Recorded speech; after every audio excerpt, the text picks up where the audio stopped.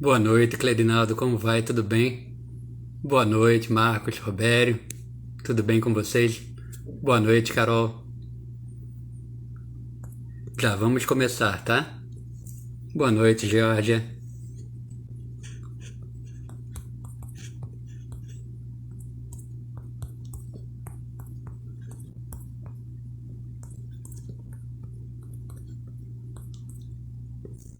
Boa noite, tudo bem?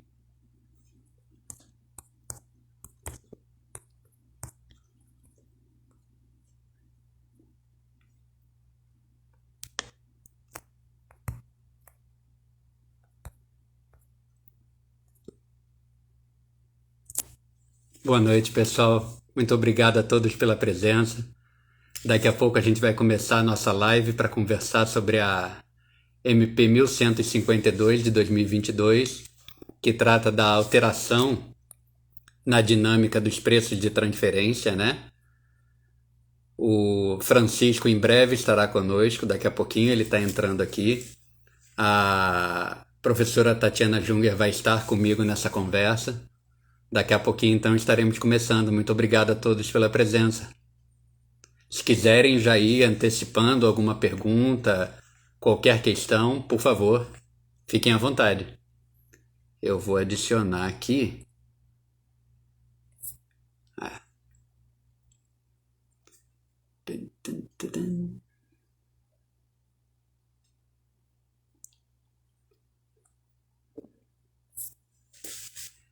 Tati e Francisco, peçam aí para participar da live para eu poder adicionar vocês, meus amigos.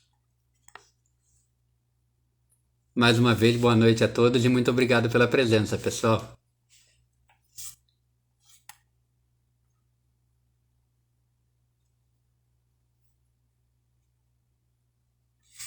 Opa, ambos aqui já.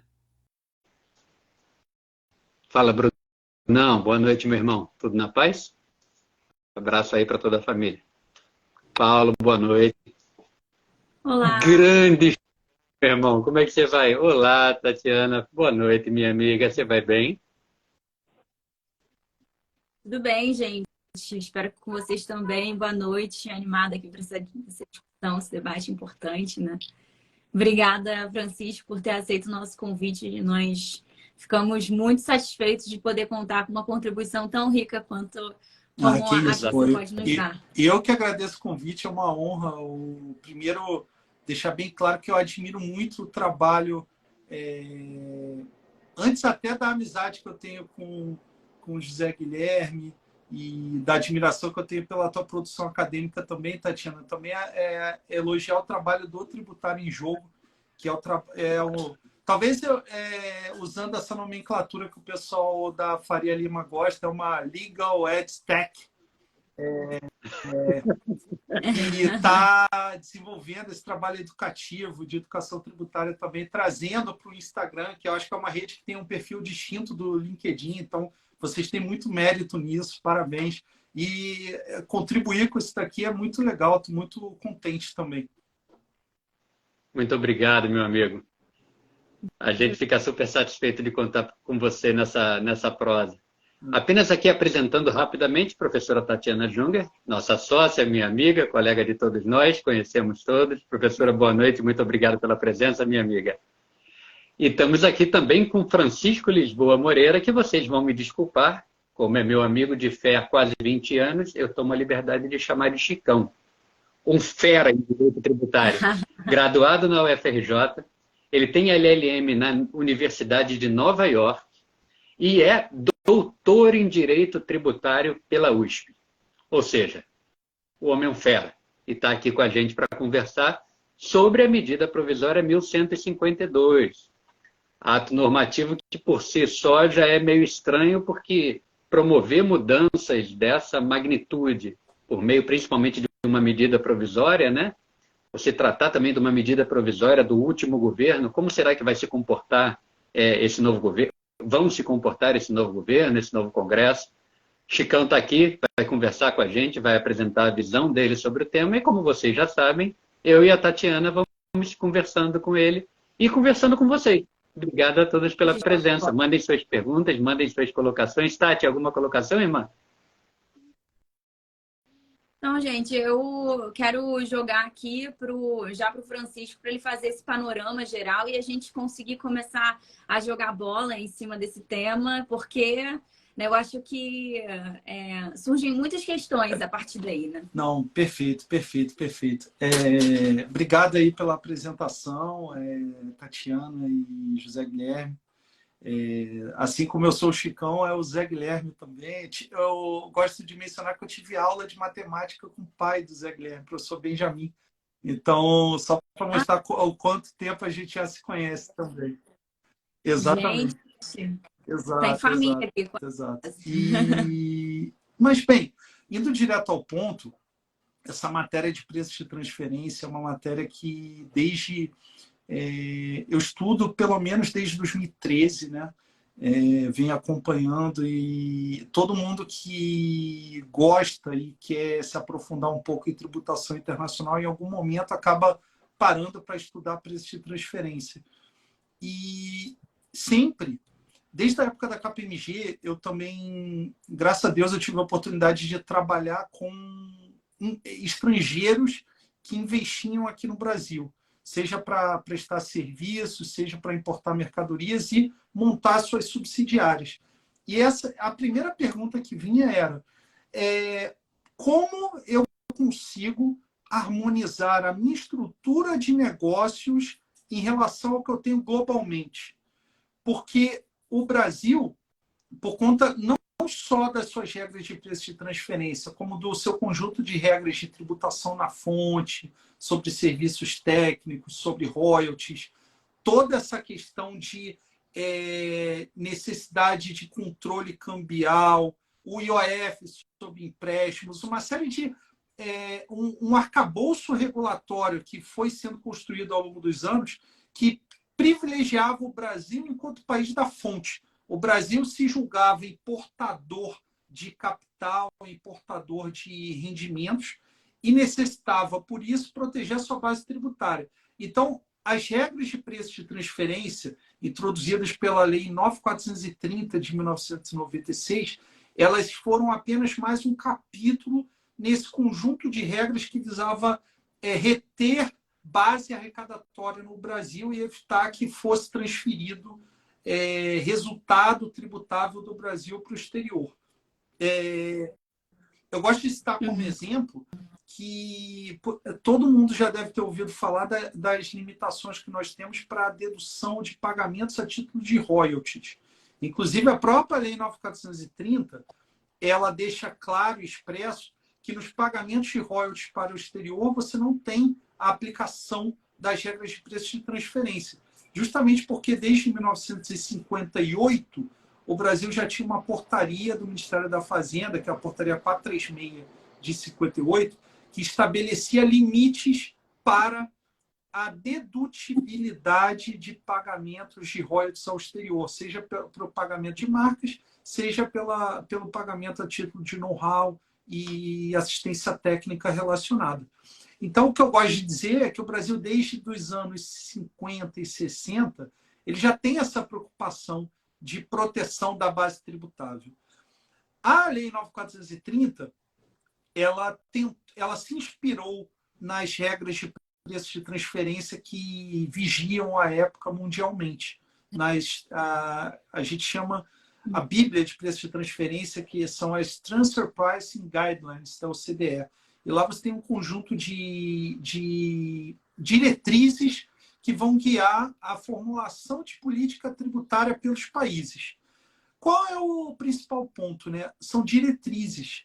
Você não está acostumado, no âmbito da OCDE, a encontrar uma codificação como nós estamos acostumados aqui no Brasil.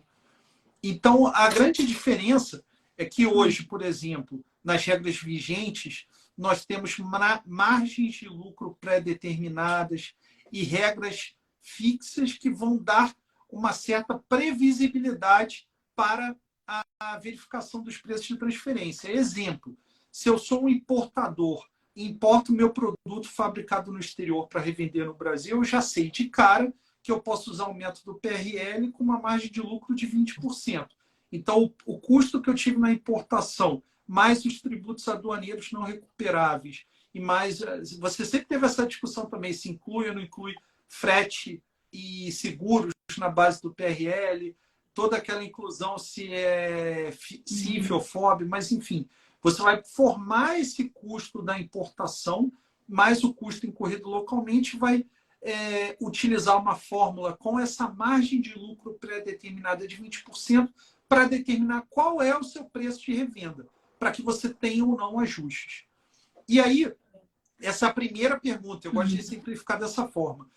Um estrangeiro, quando ele está olhando para o Brasil, ele pensa, poxa, a empresa brasileira ela só tem o trabalho de importar para revender localmente.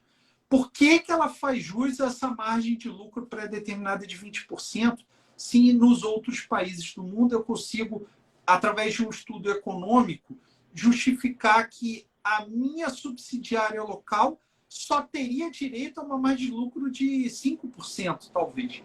E aí começa o grande problema. Então, você tinha que encontrar mecanismos adicionais para tentar evitar que esse PRL prejudicasse muito o preço de revenda da empresa. Então, você poderia utilizar o método PIC, o método do CPL, você tem outros métodos na importação também. Esse é um exemplo. Você tem diversos outros exemplos na legislação. É interessante porque traçar essa linha do tempo de preço de transferência também envolve compreender o contexto político do Brasil. De 96 até 2012, nós tivemos um ambiente muito litigioso por conta da dificuldade de se aplicar o método do preço de revenda menos lucro. Ele era disparado o método que mais levava contencioso de preço de transferência para o CARF. Então, todo mundo que está aqui já deve ter ouvido falar nas questões entre diferença lei IN, inclusão de preço CIF e preço FOB, inclusão de frete ou seguro na base de cálculo, ou se o método PRL ele poderia permitir uma industrialização local, isso lá no início, ou se ele só era aplicável para revenda pura e simples.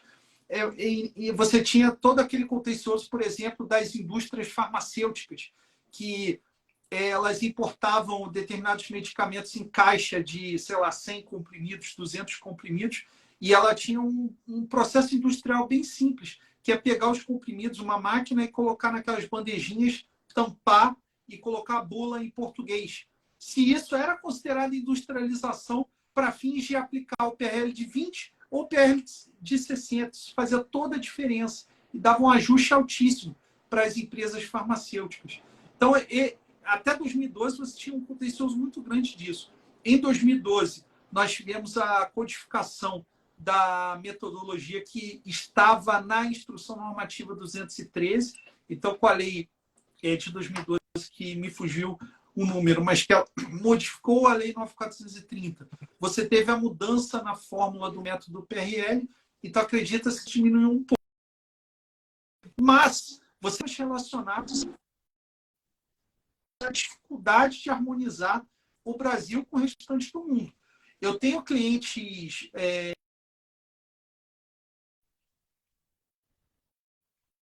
no Brasil por serviços que são prestados de maneira centralizada pela casa matriz.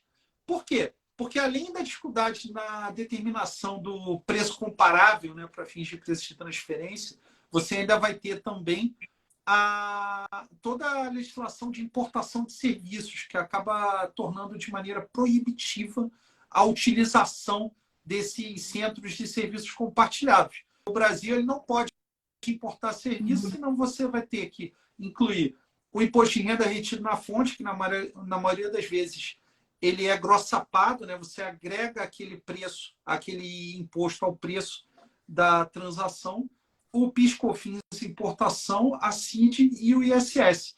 Então você tem um custo adicional de quase 40% sobre todo e qualquer serviço importado que está sendo importado por uma empresa brasileira. E voltando à política, 2017 nós tivemos a mudança de, vamos dizer assim, de linha ideológica, né, sem entrar em debate político aqui, mas uma mudança de linha ideológica, onde o presidente daquela época, Michel Temer, ele entendeu que faria sentido para o Brasil aderir à OCDE. A OCDE é um organismo supranacional que tem por objetivo harmonizar uma série de políticas que não... Normalmente as pessoas acham que a OCDE, preço de transferência, está relacionado, mas é muito mais amplo, né? Você tem um conjunto de regras de regulação cambial, ambiental, financeira, combate à pirataria, por exemplo, proteção à propriedade intelectual. É um organismo supranacional que vai harmonizando o conjunto de regras a serem adotados por todos os seus membros.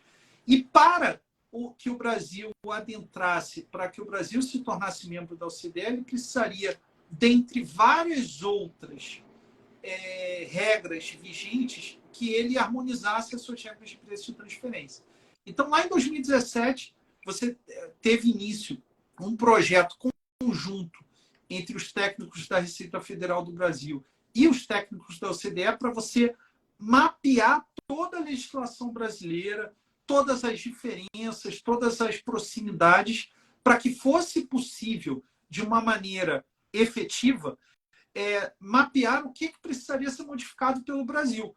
E aí, o grande mérito dos técnicos da OCDE ao longo desses 4 anos, entre 2017 e 2021, e todos os relatórios e eventos públicos que foram realizados, foi de demonstrar para a Receita Federal que o Brasil poderia estar perdendo a arrecadação com as regras da Lei 9.430. Isso mesmo. Em 2021, no último relatório que foi divulgado, eu gosto de pincelar um exemplo que tem lá, que é o seguinte: existe um método para exportação, que é o método CAP, custo de aquisição mais tributos, custo de produção e fabricação dos produtos, mais uma margem de lucro de 15%. Esse método, ele permitia que qualquer exportador brasileiro calculasse o custo de fabricação, agregasse essa margem de lucro de 15% e exportasse logo em seguida, e aí estaria tudo bem. Mesmo que aquele produto fosse ser revendido dali em diante por um preço de mercado muito maior do que essa fórmula de custo mais 15%. Com isso, a OCDE demonstrou que poderia existir um campo para reavaliação das transações dos exportadores brasileiros. E isso, o exemplo que ela traz envolve intangíveis também. Se a gente olhar o nosso CPC 04 e as regras de formação do custo contábil de um intangível, a gente vai perceber que é extremamente difícil você capitalizar custos naquela fase de pesquisa. Quase todos os custos que são incorridos ali, eles vão para resultado. Então, quando você tem uma patente nova, um intangível novo, esse intangível vai ter um custo bem baixo na contabilidade da empresa brasileira. E nada impedia que aquela empresa brasileira pegasse aquele intangível baixo e agregasse essa margem de lucro de 15% para exportar para uma parte relacionada. E aí você estaria ok para fins de preço de transferência, porque está na lei. Esse aqui é o grande ponto. Sim. Então, aí que está o mérito dos técnicos da OCDE, que eles demonstraram várias avenidas para que a Receita Federal aumentasse a sua arrecadação. É claro que, de novo, usando a piada com o meu nome, pau que bate em Chico, bate em Francisco. Vai beneficiar alguns tipos de empresa, vai prejudicar outros tipos de empresa. Só que a gente vai acabar, talvez, no final do dia, na balança, gerando mais receita tributária para o Brasil e colocando o Brasil em pé de igualdade com o restante do mundo. Em 2022, nós tivemos ainda uma outra discussão para colocar um pouco mais de tempero nesse tema.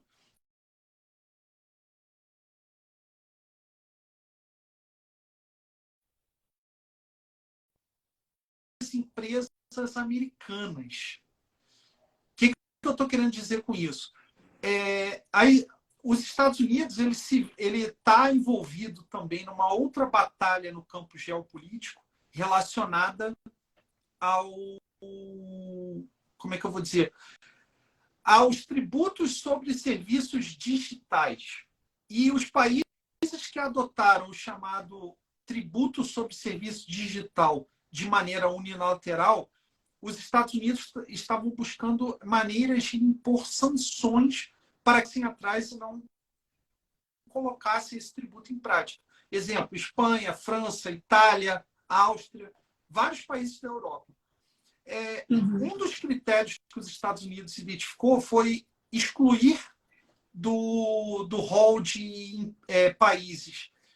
Não existe uma lista taxativa, mas excluir do rol de regras a permitirem o aproveitamento de crédito todos aqueles países que não adotassem o princípio arm's length para fins de preços de transferência. E os Estados Unidos atingiram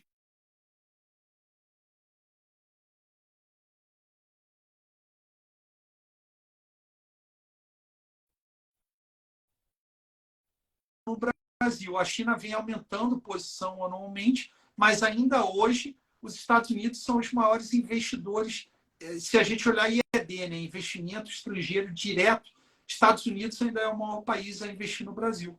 Então, a gente tem uma pressão muito grande dos grupos multinacionais com origem nos Estados Unidos para que essa medida provisória seja ao menos apreciada logo e votada no Congresso Nacional para corrigir esse problema do creditamento do imposto pago no Brasil por empresas americanas.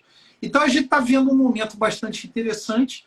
Em 29 de dezembro do ano passado, quase no final do ano, muita gente já naquele recesso foi surpreendida com a publicação de medida provisória. Como eu enxergo isso? Existia uma pressão das empresas americanas no Ministério da Fazenda que talvez fosse o gatilho para que, talvez temendo a mudança de governo e mapeando talvez a nova composição do Congresso Nacional, os representantes, não só das empresas americanas, como também empresas inglesas, vários outros grupos multinacionais, acabaram, através das suas entidades de classe, exercendo uma certa pressão para que fosse apresentado algum tipo de documento. Essa medida provisória foi apresentada em 29 de dezembro e iniciou a sua tramitação. Eu achei interessante observar que, findo o prazo regimental para apresentação de emendas, nós tivemos 107 emendas. Não é comum uma medida provisória ter tantas solicitações de emenda também. E, com isso, nós temos agora o prazo para a tramitação dessa medida provisória, fim do recesso parlamentar e o início da nova legislatura. Esse prazo iniciou em 2 de fevereiro de 2023. 2 de abril ele pode ser renovado por mais 60 dias e indo até 2 de junho, salvo melhor juízo. E depois você tem um prazo até o final do mês de junho, mais ou menos, para que o presidente ele vete integralmente ou ele sancione a legislação. Entrando em vigor, o que a gente pode ter? A gente pode ter o início de vigência de maneira optativa em 2023, já com a publicação da lei, e o início de vigência de maneira obrigatória em 2024. Foi publicada na última sexta-feira, só para eu devolver a palavra para vocês, não monopolizar a hora toda. Foi publicada na última sexta-feira uma instrução normativa que já está prevendo quando as empresas deverão manifestar a sua opção pela adoção antecipada. Essa instrução normativa foi publicada na sexta e ela prevê que no período de 1º a 30 de setembro de 2023, através do ECAC, as empresas vão precisar abrir aquele processo no ECAC e entregar um anexo preenchido para manifestar de maneira irretratável a sua opção pelos efeitos antecipados. E aí que você abre a porta dos desesperados, porque tem empresa que não, eu só quero olhar para isso em 2024, e tem empresa que já está tomando chicotada da casa matriz para falar, e aí, qual o efeito? Vamos optar ou não vamos? Se você esperar a lei ser sancionada, você vai ter lá do final de junho até 1º de setembro para tomar essa decisão. É um tempo muito curto também. Com certeza. E o principal problema... Bom, Tati, vai você primeiro. o tema é tão bom que a gente está disputando aqui a... A Não, Zé, dama fica à primeiro, vontade. sempre. Milady fala, depois eu falo um pouco. Então, tudo bem. A gente ainda não entrou, né? Você ainda não entrou nas mudanças efetivas, né? A gente vai começar a trabalhar com esses elementos. Mas uma coisa que eu acho que é interessante, quer dizer, tantas coisas interessantes, mas de todas elas, eu vou chamar a atenção para o fato de que você já deixou muito claro que um problema da sistemática brasileira é que ela, por vezes não, ela por natureza, por praticar margens fixas, ela se distanciava dos valores reais. E só que isso tinha um lado positivo, que era o da praticabilidade, de facilitar a atividade administrativa, de facilitar até mesmo para o contribuinte e até mesmo na adoção de certos planejamentos, né, como você também destacou, e depois a fiscalização. E aí, essa migração, essa adesão, o alinhamento, as diretrizes da OCDE sempre tinha deflagrado um debate no sentido de, por um lado, eu vou prestigiar a capacidade econômica, a materialidade real das operações, mas, por outro, eu ganho em praticabilidade, em eficiência, em máquina.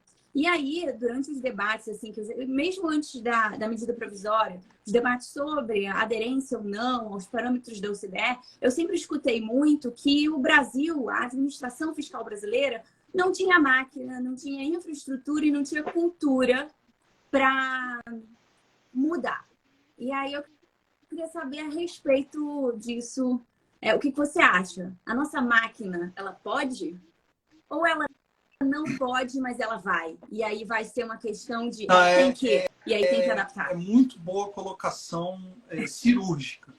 Vamos lá, falando em termos práticos, pincelando teu primeiro comentário, praticabilidade. As empresas hoje, elas têm uma certeza. Se você está em compliance com algum dos métodos da Lei 9.430, você, ainda que você possa ter um ajuste mais alto adotando outro método, você sabe que o seu menor ajuste está protegido. Nós temos a certeza de que aquele método vai ser utilizado e você inverte o ônus da prova para que a Receita Federal desconsidere numa fiscalização os motivos pelo qual você adotou aquele método. Com a implementação das novas regras e esse alto grau de subjetividade, você tem algo semelhante ao que aconteceu lá em 2007, 2008, quando nós tivemos a adoção do IFRS. A importância do julgamento e a intangibilidade de determinados resultados, ela vai ficar cada vez mais evidente. Exemplo, para a utilização de um dos métodos novos, que é o que se chamou de método transacional da margem líquida, você pode ter um intervalo estatístico de resultados, que ele vai variar, eles chamam de quantile, intervalo interquantile range, não estou conseguindo traduzir agora, que é entre 25% e 75% dos resultados estatísticos, e qualquer dos resultados ali, se você tiver uma substância econômica para embasar, ele está ok. Eu falei sobre isso numa reunião com um grupo de empresas aqui em São Paulo na sexta-feira, que o meu grande medo é a administração tributária hoje, ela é vinculada. Então, como vai agir um fiscal de campo que não teve essa formação ainda, quando ele identificar a adoção do método transacional da margem líquida com uma série de resultados nesse intervalo e como ele vai agir sabendo que foi adotado o intervalo mais baixo e não o intervalo mais alto. Aí você vai entrar numa discussão que é extremamente intangível. Esse exemplo, ele evidencia o seguinte: a Receita Federal, ao longo desse tempo todo, sempre defendeu a sua metodologia sob a alegação de que não existia como treinar de maneira eficaz todo o corpo de agentes fiscais para entender e aplicar as novas regras. Com essa mudança, talvez a gente tenha aí um gap que deve ser de 1, 2, 3 anos entre o início das fiscalizações de fato e até a aplicação de maneira adequada das novas regras. A gente tem esse período de maturação também, maturação tanto do lado, quando eu falo lado de cá, lado dos contribuintes, quanto do lado da fiscalização também, para que esse conjunto de normas que são muito mais diretrizes, porque alguns países eles só têm uma lei de preço de transferência que é bem simples. O preço de transferência no meu país será regido pelo princípio arm's length, né? Transação como se ela fosse independente entre partes de mercado. Ponto. E o resto está todo sujeito a julgamentos e defesas econômicas das transações. Você deixa de ter essa previsibilidade que a legislação brasileira te oferece. E você passa a ter o quê? Você passa a ter um conjunto de regras que vai trazer essa subjetividade. Um outro ponto que você colocou, Tatiana, a utilização das regras de preço de transferência também para garantir que as empresas não teriam risco. Como é que a gente vai lidar, por exemplo, com esse novo conjunto de regras e a decisão recente do STF sobre coisa julgada também? Como é que eu vou garantir que o procedimento que eu estou adotando agora ele não vai ser questionado daqui a 7, 8 anos, por exemplo? Isso porque eu nem entrei no acordo antecipado de preços, que é o processo de consulta lá do artigo 39 da medida provisória, a gente pode falar sobre ele. Exatamente. Era uma pergunta que eu tinha também. Exatamente. Depois a gente volta a falar desse tema também. Não sei se o Zé Guilherme tem a pergunta dele também, né? A minha pergunta é muito conectada com a da Tati. Eu fico com muito medo dessa questão do transplante de uma norma com inspirações internacionais na nossa terrinha Brasília. Não porque eu não confie que nós não conseguimos chegar lá, mas eu acho que esse é um típico caso em que a gente poderia tentar amadurecer de uma forma mais planejada. Eu gosto muito da ideia de sandbox. Acho que uma bela ideia para se associar aí seria exatamente a gente trabalhar com esses preços de transferência inspirados em normas internacionais. Faz um período de sandbox. Vamos tentar entender exatamente como funcionaria em um ambiente seguro, em um ambiente de teste. Porque, por enquanto, me parece, Chicão, que embora as intenções sejam as melhores, a gente sabe o ditado, eu acho que vai ter um buraco negro de contencioso, meu irmão, de eu ter usado o preço de transferência segundo a metodologia 1 e não era para ser a 1, era para ser a 2, ou eu de usar a 3, e aí você não mostrou suficientemente que não usou a 1 e a 2. O que você acha, Tati?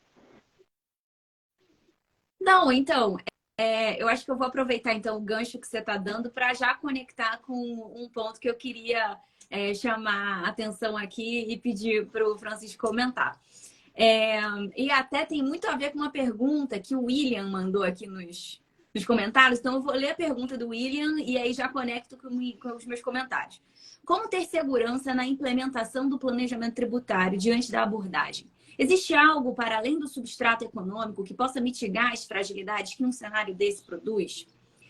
E na MP tem um capítulo lá, tem um trecho lá que disciplina um processo de consumo, um procedimento de consulta específico para a aplicação das regras de preço de transferência. E parece que é um ambiente no qual, antes da operação acontecer, Receita e contribuinte podem conversar, e aí eu falo conversar bem entre aspas, sobre a operação que está sendo projetada, né? Está sendo pensada para o futuro, para entender qual seria esse método mais adequado dentre os que estão elencados na MP, e que provavelmente daqui a pouco a gente pede para você dar uma passada por eles, né?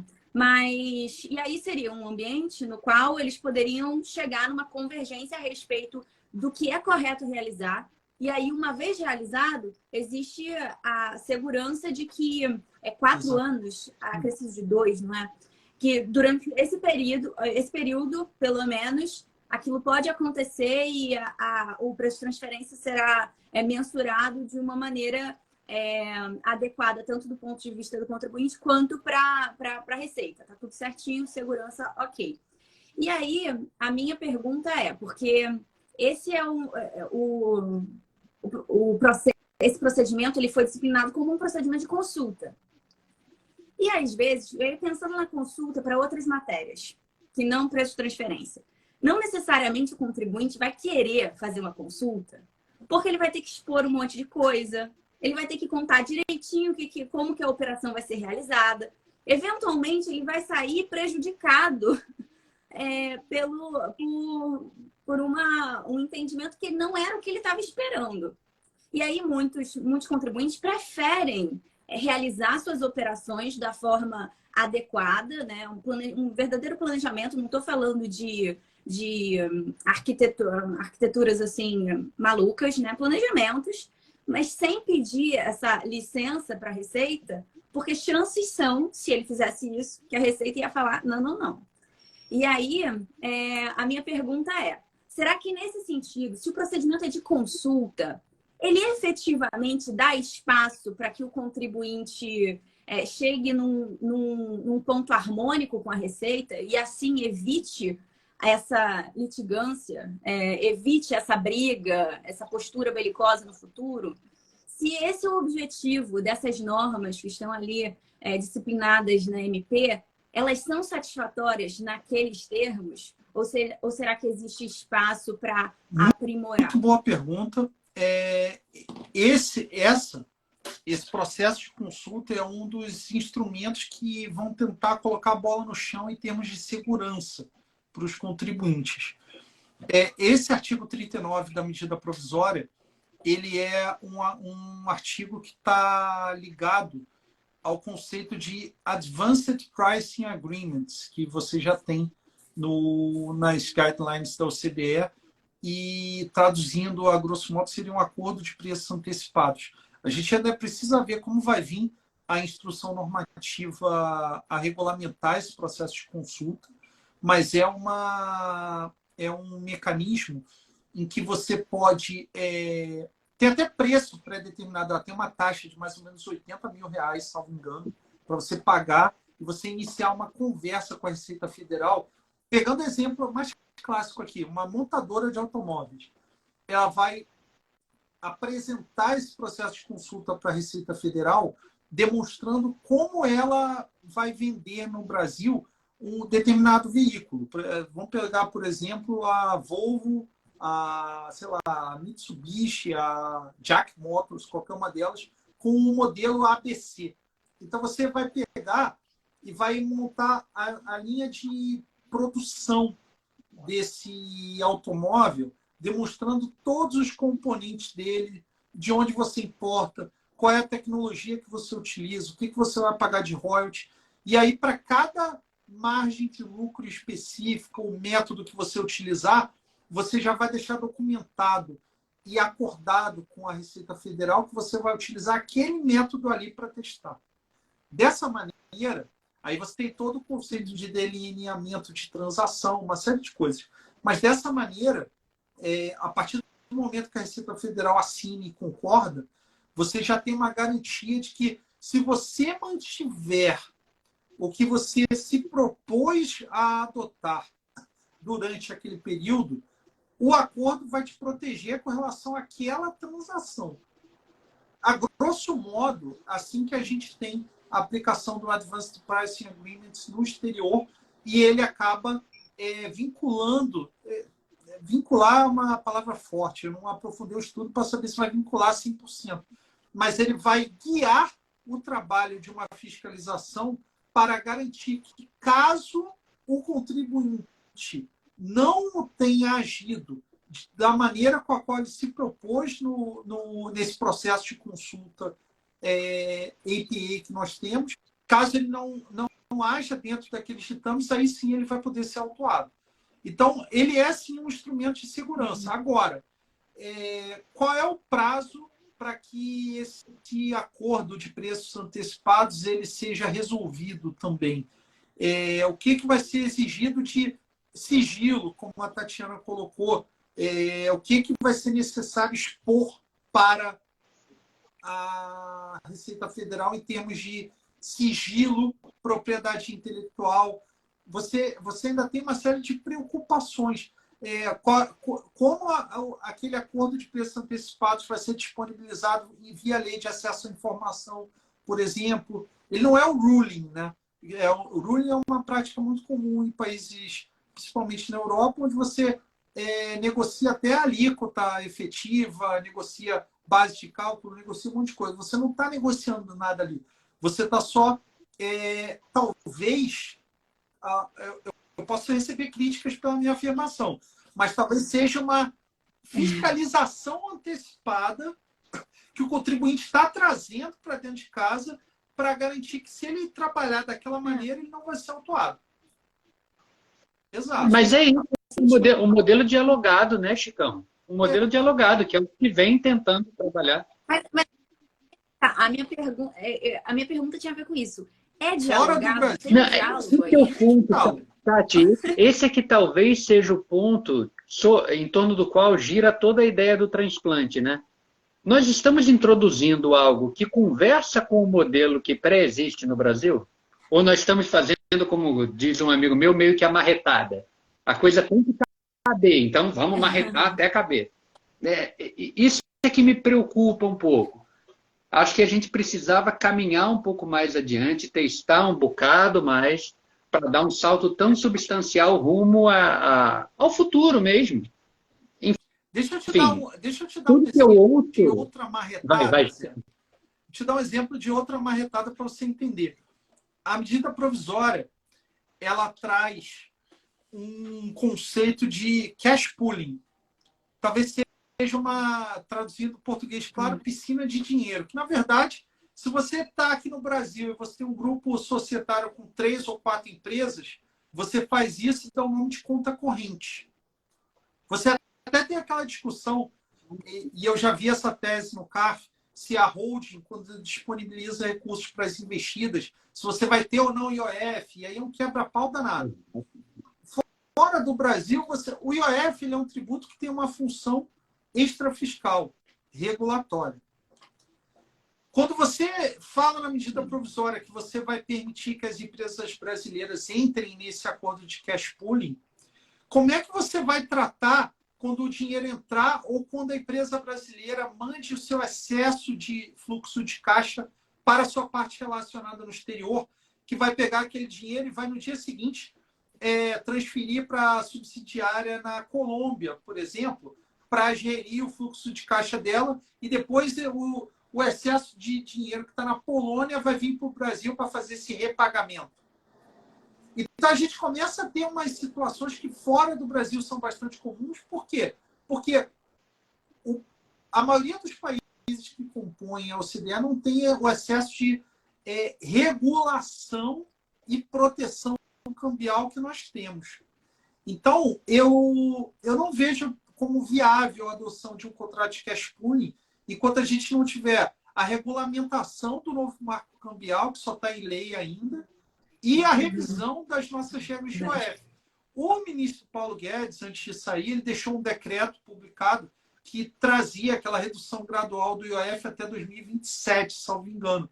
É justamente por isso. O IOF é um tributo regulatório que acaba impedindo o livre fluxo e trânsito de capitais. E quando você faz parte da OCDE, você quer permitir esse fluxo de capitais de uma maneira geral. Então, esse é um exemplo de marretada. Não dá para esse artigo do cash pooling entrar em vigor sem uma revisão antes das regras de IOF, da regulamentação do novo marco cambial e uma série de outras limitações, entendeu? Esse é um exemplo que eu queria trazer. E que faz todo sentido, Chicão. E que faz todo sentido. Interessa a preocupação. Não. A gente tem um outro... Sim, Tatiana, sim. Não, pode. Não, eu quero comentar que a gente tem um outro exemplo também, mas esse é um exemplo bom. Como eu enxergo, INPI, regras de royalties. Desde 2017, o INPI publicou uma portaria indicando que nos contratos que fossem submetidos à sua averbação, que ele não revisaria mais o percentual para fins de determinação fiscal do que é dedutível e do que não é dedutível. Então, o único problema é que a portaria 436 de 58 ela continua vigente até hoje e as empresas elas acabavam com aquela dificuldade. Se eu averbar um contrato de royalties que tem um preço de mercado, eu vou poder pagar aquilo ali? A minha posição sempre foi de que você poderia pagar, mas você só poderia deduzir o que estava na portaria 436 de 58. Agora, com a provável conversão em lei, eu digo provável, mas não dá nunca para ter certeza, a eventual conversão em lei da medida provisória 1152, a legislação do INPI já está mais ou menos preparada para esse tipo de coisa. Então, é uma questão que pode facilitar a adoção. Isso para os intangíveis. Agora, o Banco Central é um órgão que tem técnicos e analistas competentíssimos, e eles provavelmente já estão lá com o dever de casa estudando para colocar toda essa regulamentação no forno. Hoje, eu ainda não enxergo como viável. Uhum. Eu tinha uma pergunta, mas você já antecipou. Não. Que era se ia converter ou não. Não. É muito bom ponto. Uma MP tão longa vai além do se vai converter ou não, né, Chicão? Quais partes a gente entende que são mais palatáveis de converter do que outras? Como eu enxergo isso? Eu enxergo que há um interesse do Ministério da Fazenda em converter essa medida provisória em lei. Há um interesse pelo que eu falei lá no início. Já existem evidências de que a arrecadação do Brasil pode aumentar com a eventual conversão em lei. Só que o Congresso Nacional hoje ele está muito imprevisível. Eu já li, por exemplo, de que a medida provisória do voto de qualidade ela pode vir a ser rejeitada também, sem entrar nesse mérito. É outra conversa. Nem começa, senão a gente não termina. Exato. E aí, qual é o ponto que eu queria colocar? Será que isso vai entrar em barganha política também? Eu não sei até que ponto o governo vai estar disposto a aceitar concessões para defender essa medida provisória, que aí, de novo, voltando ao ponto que vocês colocaram, é um cavalinho de Troia do governo anterior. Então, eu não sei até que ponto isso vai adiante ou não vai. Mas, de novo, temos a pressão das empresas americanas. Curiosidade, nesse período, entre 2017 e 2021, nós tivemos o projeto conjunto entre os técnicos de ambos os países não, né? Entre os técnicos da OCDE e os técnicos da Receita Federal. E esse projeto ele teve o funding de um órgão governamental do Ministério das Relações Exteriores do Reino Unido. O Reino Unido ele tem um interesse imenso na aprovação dessa medida provisória. E ele deixou bem claro que não é porque ele quer ganhar mais arrecadação com o Brasil. Na verdade, ele enxerga como um instrumento de facilitação do comércio bilateral nesse momento de Brexit, em que o Reino Unido está buscando novos parceiros comerciais. Então, você tem tanta gente olhando para isso do exterior, mas, óbvio, se você fala para a dona de casa que está indo ao supermercado e está achando o preço da carne muito caro, ela não faz a menor ideia do que é preço de transferência. Isso não traz voto, isso não traz publicidade. E é aí que está o meu medo, entendeu? Então, a gente tem que sempre levar esse fator também em consideração, entendeu? Claro, porque falando de medida provisória tem um fator urgência aí envolvido, né? Uma outra pergunta, na MP, agora mudando total de assunto, talvez. Não de assunto, mas de tópico dentro do nosso assunto. Tem uma parte que disciplina lá quais são as partes vinculadas, o que é que define e permite a identificação de partes relacionadas, né, na verdade. E aí, eu queria que você comentasse um pouquinho em que medida a MP inova nesse sentido e se as regras de preço de transferência vão se aplicar para operações que antes não estavam abarcadas por esse tipo de regulamentação. Muito bom ponto. A medida provisória, ela não está indo muito além do que nós já tínhamos na Lei 9.430. Se você colocar o texto lado a lado, você tem algumas situações que estão no conceito novo que talvez não estivessem previstas na Lei 9.430. Mas nós já tínhamos toda a previsão relacionada a, exemplo, automaticamente, na legislação brasileira, é automaticamente considerada como parte vinculada aquela empresa que está em paraíso fiscal. Com a medida provisória, nós temos uma inversão desse ponto. E, principalmente na questão dos intangíveis, qualquer pagamento para paraíso fiscal vai ser automaticamente considerado indedutível. Então, você teve uma piora desse conceito. Antes você tinha, se a gente olhar, por exemplo, a regra de subcapitalização, paraíso fiscal, você está sujeito àquele limite menor de 0,3 para cada real de capital social que você tem investido no Brasil. O que eu estou querendo colocar é o seguinte, no final do dia, a substância econômica das transações vai ser levada em consideração para a determinação não só da realidade daquela transação, como também se realmente aquela pessoa jurídica é vinculada ou não.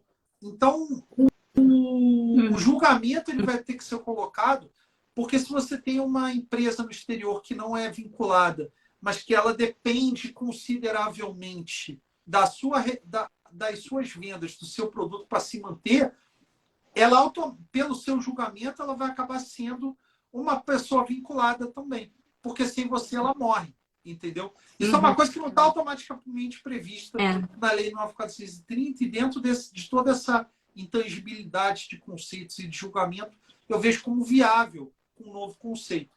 Então, é assim que eu enxergo, mas, de novo, a Lei 9.430 ela é taxativa nas hipóteses de vinculação e a medida provisória ela passa a trazer um rol que não é exemplificativo, mas ele deixa margem de julgamento e de subjetividade também. Eu achei interessante o texto que eles usaram, porque eles têm um rol como a 9430, mas falam, né, que determinadas características, né, levam à conclusão de que são partes relacionadas, mas aí fala sem prejuízo de outras hipóteses não previstas aqui. Tem um texto mais ou menos assim que realmente tem tudo que ver com essa aproximação da MP de técnicas que levam à realidade, à materialidade, à substância. Exatamente. Tem muito disso. Sempre que há referência a isso, há espaço aberto à discricionariedade, há espaço aberto à avaliação concreta. Né? Essa aproximação da realidade tem a vantagem, tem sua vantagem. A gente começou a live, pelo menos a parte mais dialógica da live, com essa observação. Mas o contra-efeito disso, o efeito colateral, é que isso exige cultura.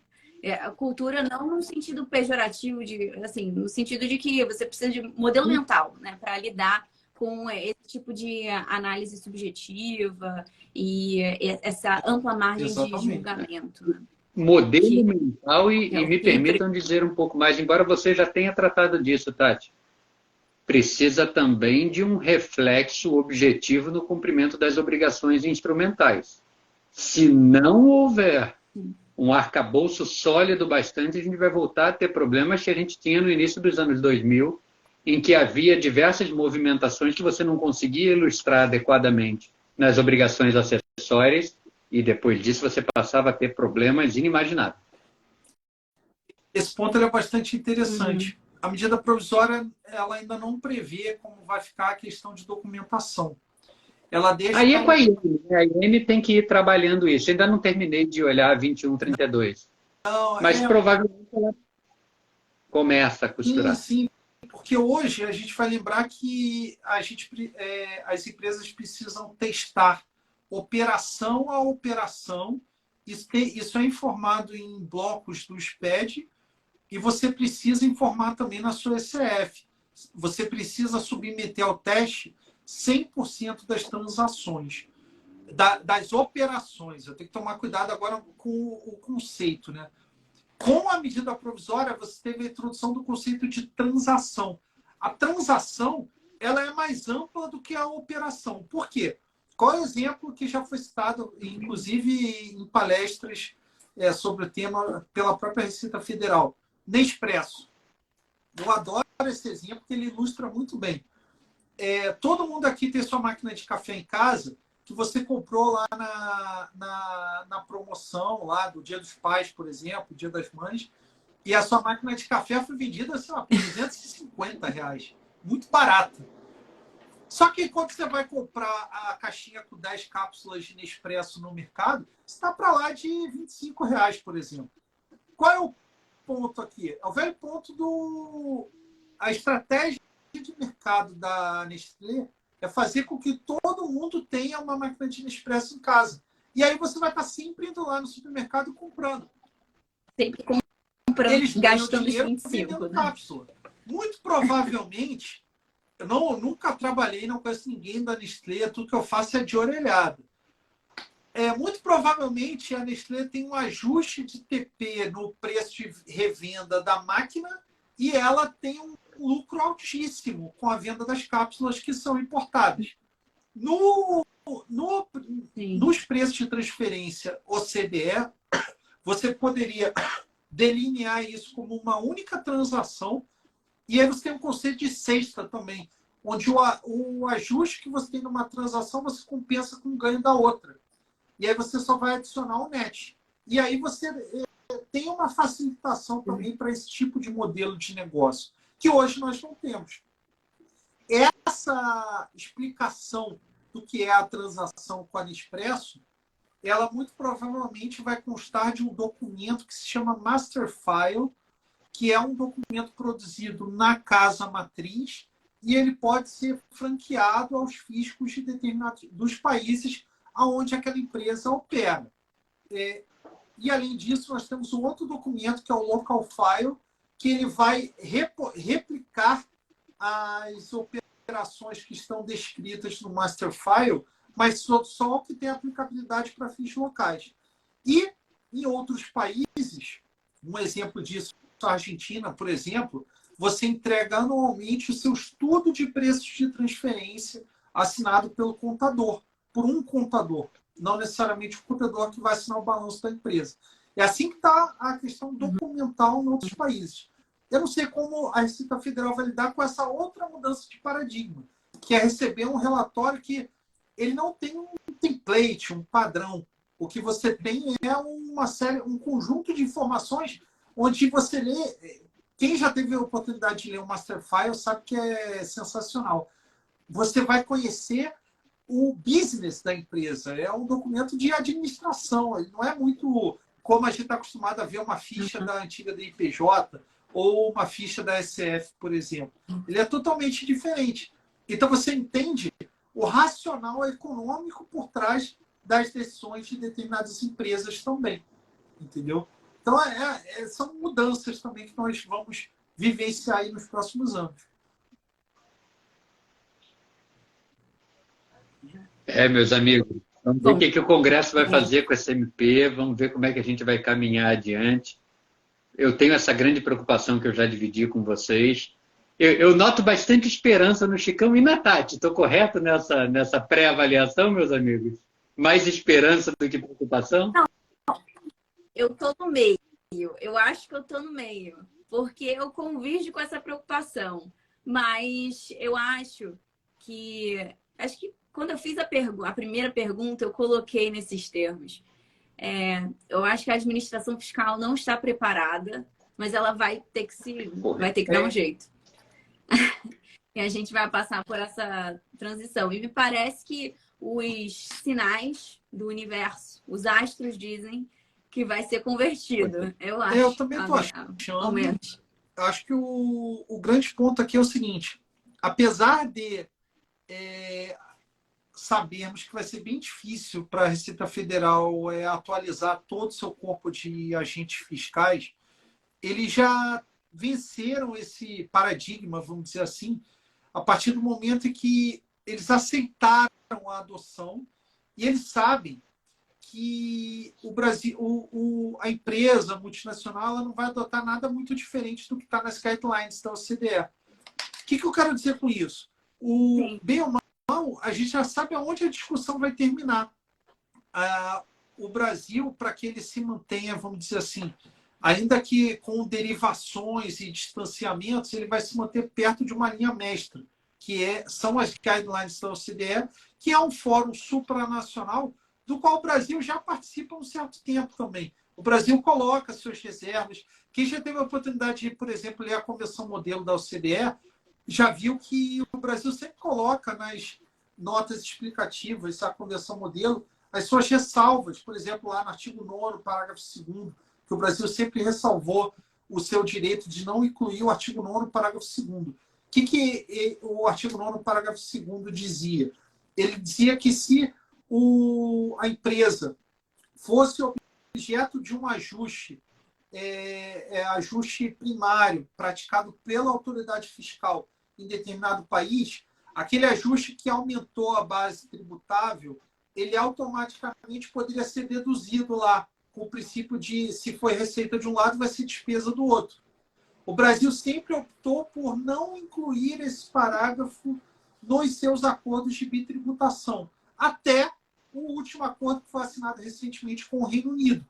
Então, ele já mostra essa evolução também de pensamento, de posicionamento. Se você tiver um ajuste, por exemplo, a uma multinacional brasileira que exporta para a França, ela foi autuada e teve que realizar uma adição à base de cálculo para determinada transação na França, automaticamente, hoje, o acordo Brasil-França não prevê isso daí. Mas se fosse com a Inglaterra, após a sua convalidação pelo Congresso Nacional, essa empresa britânica poderia vir aqui para a sua subsidiária e falar: pode deduzir isso aí da sua base de cálculo, porque eu tributei aqui. Então, você ainda tem um campo interessante aí para explorar. É claro, a gente vai ter uma evolução de talvez 10 anos aí, até que todo mundo esteja craque nisso daí, ou até que... Quando eu falo não só a Receita Federal, nós também estamos numa curva de evolução. Até porque o aprendizado é recíproco, né, Chicão? O aprendizado é recíproco. A dialética vai contribuir muito para isso. Exato, mas eu quero elogiar aqui a Cláudia Pimentel, por exemplo. Ela está liderando esse projeto desde 2017. Ela acabou de concluir, salvo engano, não sei se ela concluiu ou ainda vai concluir o mestrado dela no IBDT aqui em São Paulo sobre esse tema de preço de transferência. O Daniel Prates também, fera, sabe muito do tema. É uma pena que os agentes, os auditores da Receita Federal, eles não possam também vir tanto a público, porque ainda existe aqui no Brasil aquela questão de as pessoas confundem, né, a posição pessoal da pessoa com a posição do órgão. Então eu vejo um certo temor deles em se expor em demasia. Mas ainda assim eles estão participando de um monte de live. Vai ter a live na BDF, salvo engano, semana que vem, que vai trazer a Cláudia Pimentel, eu, Daniel Prates. Então vale a pena que lá a gente vai pescando um pouco do que eles estão pensando, um pouco de como está sendo esse processo. E eu acho isso sensacional. E é aquilo, né? Eles depois vão disseminar o conhecimento internamente, o conhecimento desce para a primeira camada, a segunda camada, e quando você vê, está todo mundo aplicando, né? É exatamente isso, meu amigo. A melhor coisa do direito é exatamente a prosa, a multiplicação do conhecimento, a libertação das pessoas pela via do conhecimento, né, cara? Exatamente. Essa prosa foi fantástica. Vocês querem fazer algumas últimas considerações, pessoal? Bom, eu, de minha parte, agradeço, Francisco, assim, foi uma conversa sensacional, sobre um tema difícil e que tem um pouco de... Ele gera um pouco de apreensão, mas ele gera também um pouco de esperança, ele é quase um pouco ambivalente, né? E ele desperta perguntas que a gente põe para serem respondidas daqui para frente, né, pelos estudiosos do tema que a gente vai acompanhando e pela instituição, pela Receita, pelos advogados que trabalham com preço de transferência, por nós, né, os aplicadores do direito tributário.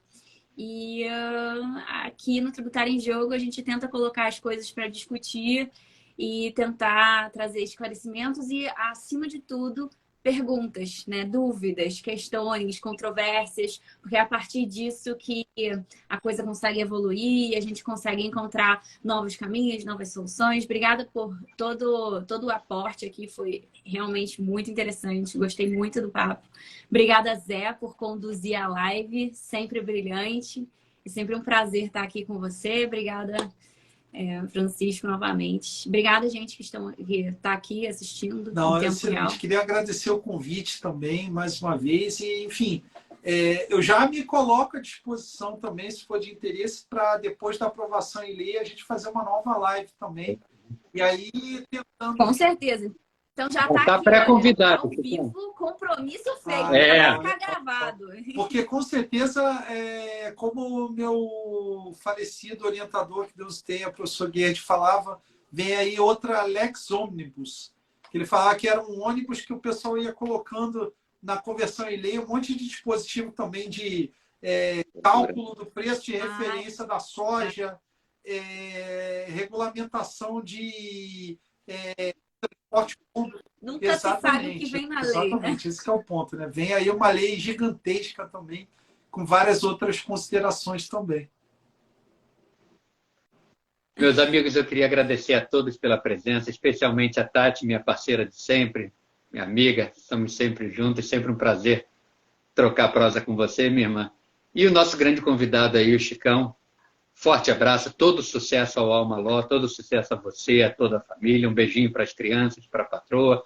Um abraço para o nosso amigo Ezio Auditore, que está ali atrás de olho, né? Ah, tá ali, exatamente. Isso aí é referência nível nerd de 10 para cima. Nível nerd máximo. Só quem jogava videogame nos anos 90 pegava isso. Não, é mais recente. Exatamente. Um abração a todo mundo que nos acompanhou. A live vai ficar gravada, a gente vai botar direitinho para vocês terem acesso. Muito obrigado a todos e a todas pela presença, pela prosa, pela atenção.